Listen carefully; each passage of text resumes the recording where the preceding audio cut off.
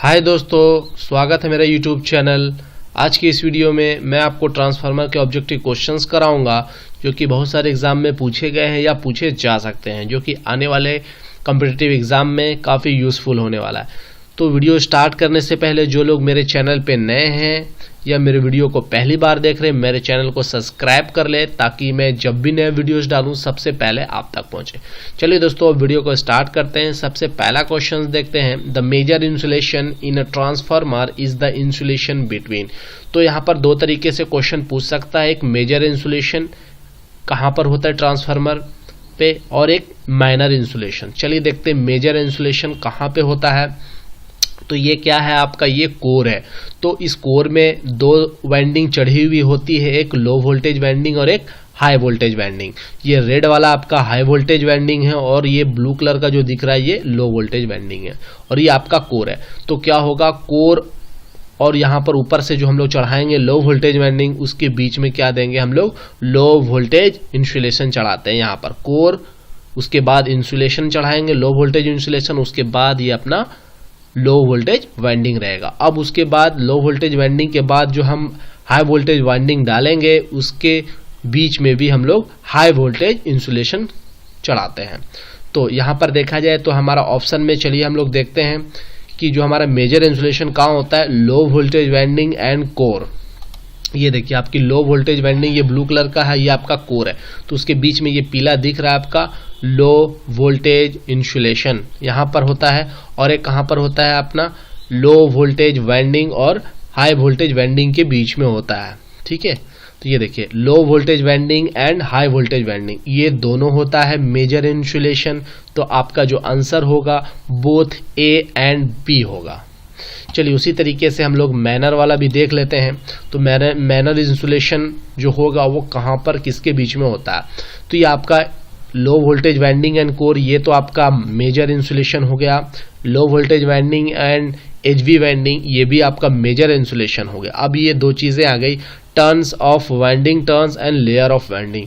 तो ये दो जगह जो क्या होता है हमारा मैनर इंसुलेशन होता है। तो होता है क्या, ये जो वाइंडिंग आपको दिख रही है तो ये आपका नंबर ऑफ टर्न, या टर्न किसको बोलेंगे, जो कॉइल आपकी राउंड राउंड हो रही है वो आपकी टर्न्स है। तो हर एक टर्न्स पे क्या होती है, बहुत ही थिक इंसुलेशन चढ़ा होता है, मतलब एकदम माइनर इंसुलेशन चढ़ा होता है।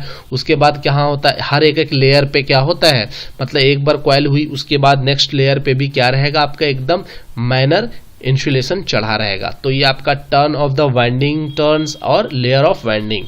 तो ये आपका ये ऑप्शन सही हो जाएगा, बोथ सी एंड डी। तो ये दो क्वेश्चंस पूछे गए हैं, कभी कभी भी देखा गया है। तो इसी तरीके से next, if rated DC voltage is applied instead of AC to the primary of the transformer. अगर कोई भी ट्रांसफार्मर है उसकी अगर प्राइमरी साइड हम लोग एसी ना दे के अगर डीसी दे दे, उतना ही वोल्टेज का हम अगर डीसी दे दे तो क्या हो जाएगा। अगर हम डीसी दे देते हैं तो जो प्राइमरी साइड जैसे ही हम देंगे तो जो प्राइमरी साइड का जो आपका कॉइल होगा वो क्या हो जाएगा, बर्न हो जाएगा, जल जाएगा। तो ये ऑप्शन ये होगा B option, primary of transformer will burn. चलिए नेक्स्ट क्वेश्चन देखते हैं। The colour of fresh dielectric oil used in transformer. जो ट्रांसफार्मर में हम लोग जो ट्रांसफार्मर ऑयल डालते हैं उसका कलर कैसा होता है, उसका कलर जो आपका कैसा होता है, पेल येलो, हल्का पीला कलर का होता है ट्रांसफार्मर ऑयल। तो ऑप्शन आपका यहाँ पर बी ऑप्शन करेक्ट आंसर है। नेक्स्ट क्वेश्चन की ओर चलते हैं हम लोग। The efficiency of A power transformer is around. तो जो पावर ट्रांसफार्मर की जो एफिशिएंसी होती है वो कितना होती है। तो जो एफिशिएंसी का फॉर्मूला क्या होता है, आउटपुट बाय इनपुट होता है। कितना आउटपुट बटा इनपुट, तो उसे बोलते हैं एफिशिएंसी। तो जो पावर ट्रांसफार्मर की जो एफिशिएंसी होती है वो 95% से लेके 98% तक होता है। तो यहाँ पर ऑप्शन आपका है 95%, तो ये आंसर होगा। अगर इसी क्वेश्चन में अगर पूछ दिया जाता कि the efficiency of A distribution transformer is around, तो जो डिस्ट्रीब्यूशन ट्रांसफार्मर की जो एफिशिएंसी होती है वो आपका 70% होता है। चलिए नेक्स्ट क्वेश्चन देखते हैं हम लोग। Conservator of transformer is used to. जो ट्रांसफार्मर में आपका कंजर्वेटर टैंक जो होता है इसका क्या काम है। तो इसका क्या काम है, ये टैंक से आपका कनेक्ट रहता है कंजर्वेटर। तो होता है क्या है, जब ट्रांसफार्मर का जब टेम्परेचर राइज होता है तो ऑयल जो होता है वो एक्सपेंड होके फैल के कहाँ चला जाता है, इस कंजर्वेटर टैंक पे चला जाता है। तो यहाँ पर देखिए, to take up expansion of oil due to temperature rise, जब आपकी टेम्परेचर बढ़ेगी तो वो ऑयल एक्सपेंड होके कहाँ चले जाएगी, कंजर्वेटर टैंक पे चले जाएगी। तो option A is the correct answer.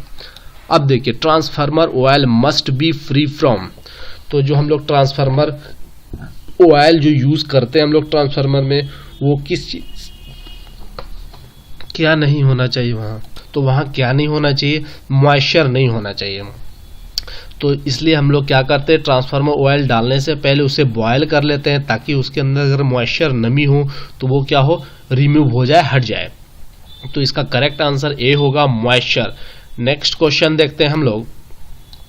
A distribution transformer is selected on the basis of, जो हम लोग डिस्ट्रीब्यूशन ट्रांसफार्मर को हम लोग क्या देख के सिलेक्ट करते हैं, किसके हिसाब से हम लोग डिस्ट्रीब्यूशन ट्रांसफार्मर को सिलेक्ट करते हैं। तो इसका करेक्ट आंसर है ऑल डे एफिशिएंसी। इसकी ऑल डे एफिशिएंसी क्या होती है, आउटपुट बटा इनपुट इन किलोवाट आवर, मतलब 24 आवर्स में क्या आउटपुट दे रहा है और क्या इनपुट मिल रहा है, उसी को क्या बोलते हैं, ऑल डे एफिशिएंसी। तो ये 24 आवर के हिसाब से देखा जाता है। तो इसका आंसर क्या होगा, all day efficiency is the correct answer.